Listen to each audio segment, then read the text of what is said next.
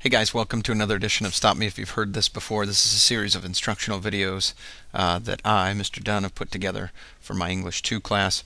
We've been talking about education this week and how you play a part in your own education, some problems with it.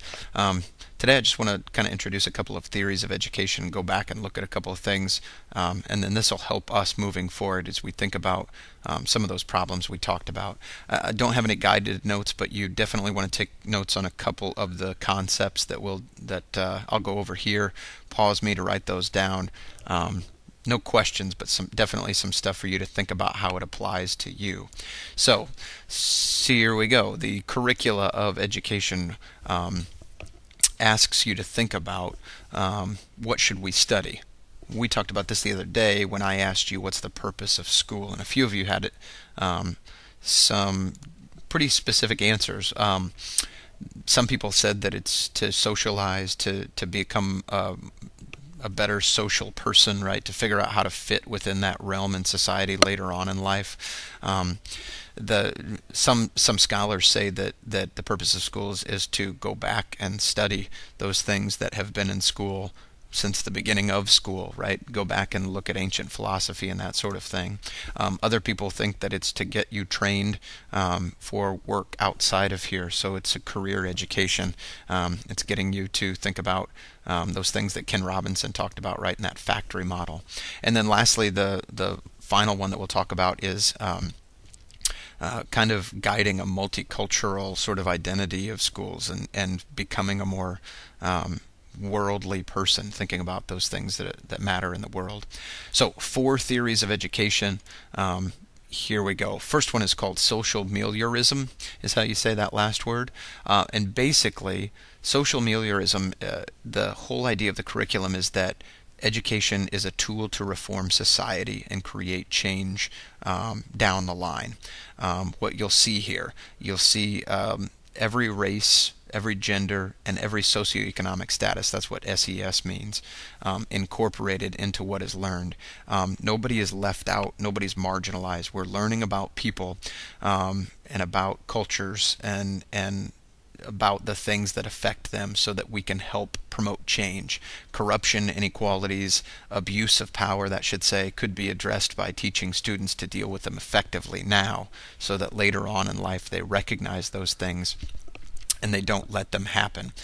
Critics say that this is a very hard to measure strategy of education, and it's very slow to see results. And we know that that's not necessarily a good thing when it comes to education. Social efficiency is the next model of education, and it's interested in optimizing the social utility of individuals, meaning how do those individuals function in society? That is, how can we get them to work for us? Education that can control society or society's members. It's marked by standardization of exams, of curriculum, of students. It focuses on career education, basically getting you ready to work in a job outside of here. Think that factory model, okay? It's based on this system where incrementally you learn more things so that you start small and you get to bigger problems, right? That's the factory model. You start with something small and you build on it until, well, hey, there's a car, right? Critics say too much emphasis is placed on testing, on grouping of students, on grouping of individual subjects, and basically just on separating students as much as possible. That's social efficiency education. 2 more to get through. Humanism is education that thinks of developing the reasoning power of students, that is, getting them to be critical, deep, conscious thinkers. It's marked by study of the 5 major pillars of education: grammar, literature, art, math, history, and geography. There's a strong emphasis there on the classics of Western literature, the famous authors and artists and musicians of the time, right? Knowing about them because they've been famous for so long that obviously there's something relevant to them. There's something important that we need to know about them. The reasoning power that you see here is developed through discussion and debate. Critics say that this is biased towards the upper class, who would have access to these classics and access to this music and access to these texts, right? And most of those were written by, guess who? Old dead white men. So it's kind of putting more power in their hands, right? And then, of course, the question there that we've talked a little bit about is, are those old texts still relevant? Does that still matter? Okay. The last kind of education is progressivism, or theory of education, and progressivism focuses on the development of individual students' emotional and behavioral qualities. We don't mean like keeping you behaving wise locked down. We mean like developing your behaviors and your things that you enjoy, right, and your interests and hobbies. So this is marked by student-centered curriculum, where students learn by doing, with emphasis on problem solving and critical thinking. These are bigger projects that are done collaboratively, right, in a group or with a large group.